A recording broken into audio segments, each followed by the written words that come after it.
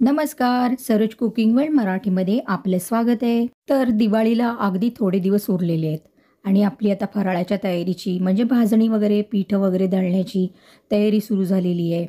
तर नेहमी आपण तेच पदार्थ करतो. तर आज जरासं आपण काहीतरी वेगळं करू. तर आज मी तुम्हाला ही रेसिपी शेअर करणार आहे. अगदी सोपी आहे. तर बटाट्याची शेव बघा किती छानपैकी तयार झाली आहे. अगदी सोपी आणि थोडक्यात साहित्यात भरपूर अशी तयार होते. तर इथे मी 3 बटाटे घेतलेले आहेत.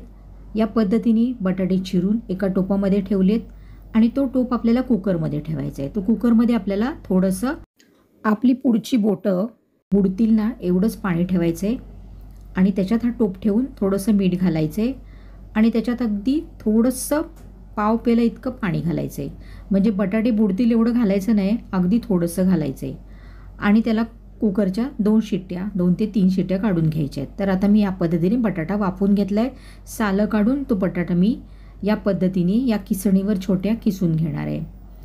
अगदी बारीक असा बटाटा आपल्याला हा किसून घ्यायचा आहे या पद्धतीने. तर आपण हे 3 बटाटे चांगल्या प्रकारे बारीक असे किसून घेऊया.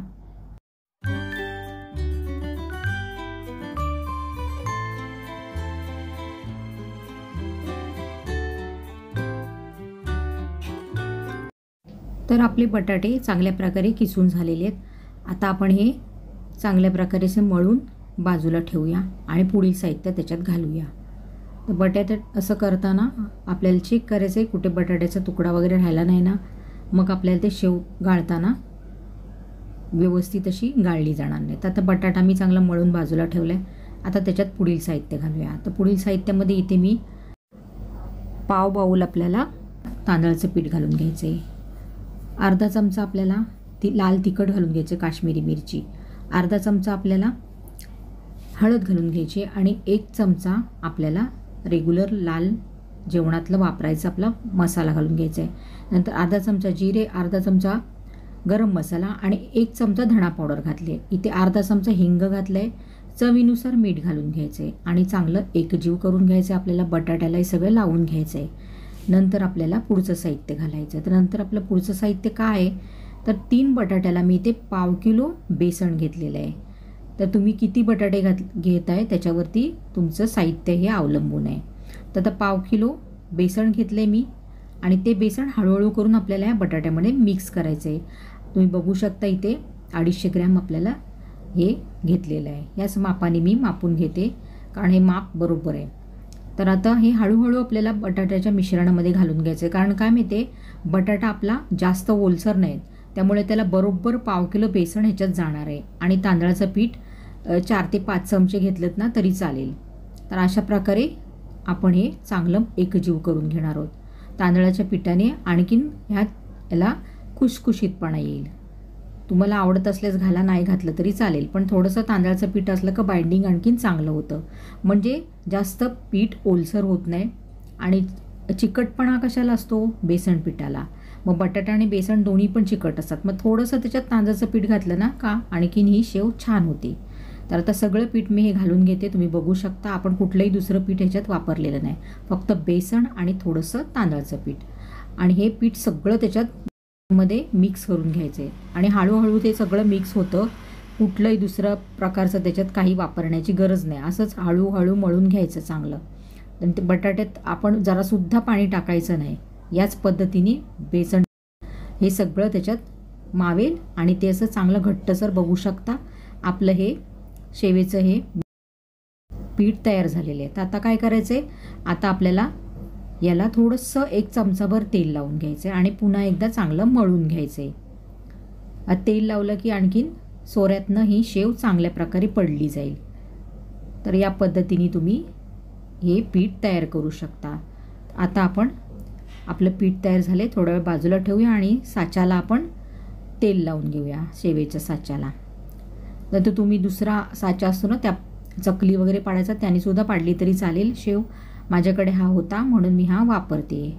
तर दोन्ही साईडने आपण व्यवस्थित असं तेल लावले. याच्या साच्याच्या ही जी शेवेची बारीक शेवेची जे मोल्ड आहे ना तो आपण घातलेला आहे. त्याच्यातनं जर नाही पडलं तर आपल्याला हे मोठ्या मोल्डमधनं शेव पाडून घ्यायचे. तर आता मी सगळ्या साच्याला व्यवस्थित तेल लावून घेतले आणि आता आपण किती पीठ भरायचं ते बघूया. तर आता मी याच्यातलं अगदी पाव हिस्सा हे घेतलेलं आहे आणि अशा प्रकारे रोल करून मी या शेवेच्या साच्यामध्ये भरणार आहे.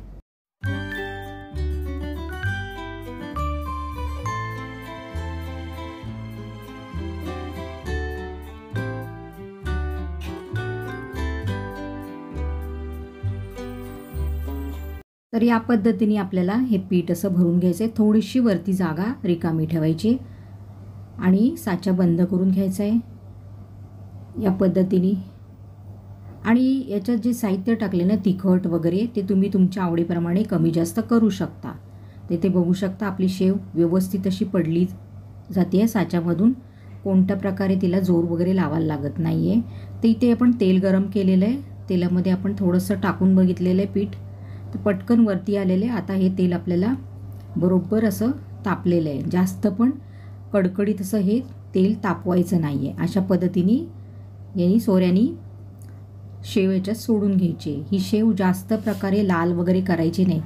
घातली ना आपण, गाळली ना तेलामध्ये की लगेचच थोड्या वेळाने तिला पलटी करायची आहे. तुम्ही बघू शकता इथे जेवढा वेळ मला आता लागलेला ना तेवढा वेळ झाला की लगेच ती पलटी करून घ्यायची. म्हणजे आपल्याला असं झारा लावून बघायचं, जरा कडक वाटली तर आपण ती पलटी करायची आणि पलटी केल्यानंतर लगेचच तिला थोड्या वेळाने दुसऱ्या बाजूने शेकवून लगेच काढून घ्यायची. कारण खूप नाजूक प्रकारे ही शेव आहे आणि चांगली ही अगदी काळपट वगैरे अशी करायची नाही.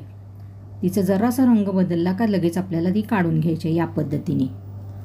तर आता आपली ही शेव झालेली आहे. तुम्ही बघू शकता ही लगेचच आपल्याला काढून घ्यायची. कुठेही जास्त तुटली जात नाही. तुम्ही बघू शकता तेलामध्ये आणि व्यवस्थित अशी ही आपल्या सोऱ्यातनं पडली. तर अशाच रंगावरती ही शेव आपल्याला सगळी काढून घ्यायची आहे. बघू शकता खूप छान प्रकारे झाली आहे.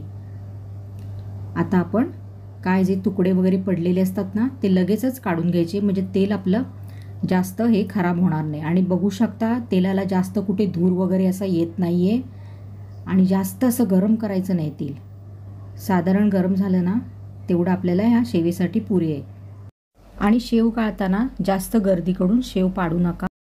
अशा पद्धतीने आपल्याला ही शेव करून घ्यायची आहे. अतिशय सुंदर अशी ही शेव तयार होते. चवीला पण खूप छान लागते. आपण घरगुती केलेली घरच्या तेलामधली, म्हणजे खाण्यासाठी आपल्याला कोणताच त्रास होणार नाही आहे. तर अशा पद्धतीने आपली दुसऱ्यांदासुद्धा ही शेव चांगल्या प्रकारे निघालेली आहे. तुम्ही बघू शकता अशीच काढून घ्यायची आहे. सगळी तेलामध्ये आपल्याला हे पडलेलं असं लगेच काढून घ्यायचं आहे. तर या पद्धतीने आता मी सगळी शेव ही करून घेणार आहे. तुम्ही बघू शकता इझिली पडते. एवढं बारीक शेवेचा मोल्ड वापरलेला आहे तरी पण म्हणजे चांगल्या प्रकारे बटाटा आपल्याला किसून घ्यायचा आहे, म्हणजे छान प्रकारे ती पडली जाते. तर आता ही मी शेव सगळी अशाच पद्धतीने करून घेणार आहे.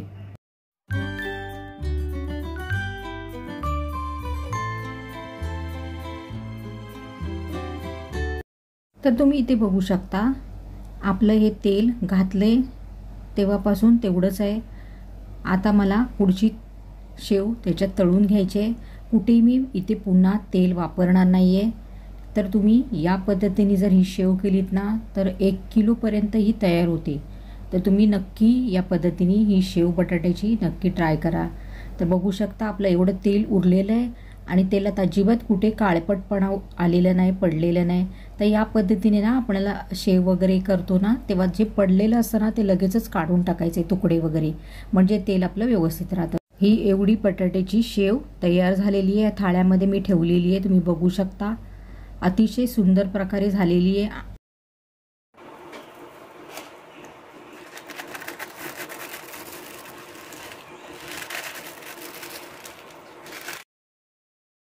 तुम्ही बघू शकता किती कुरकुरीत अशी ही शेव झालेली आहे आणि जास्त तेलकट होत नाही. जे तेलाचे पदार्थ आहेत ते थोडेसे हाताला आपल्याला असं तेल ह्याचं लागलं जातं, पण ह्याला अजिबात तेल जास्त नाही आहे. तुम्ही बघू शकता खूप सुंदर, चवीला पण खूप छान झालेली आहे आणि केवढी झालेली आहे बघू शकता तुम्ही. भरपूर अशी झालेली आहे ही शेव.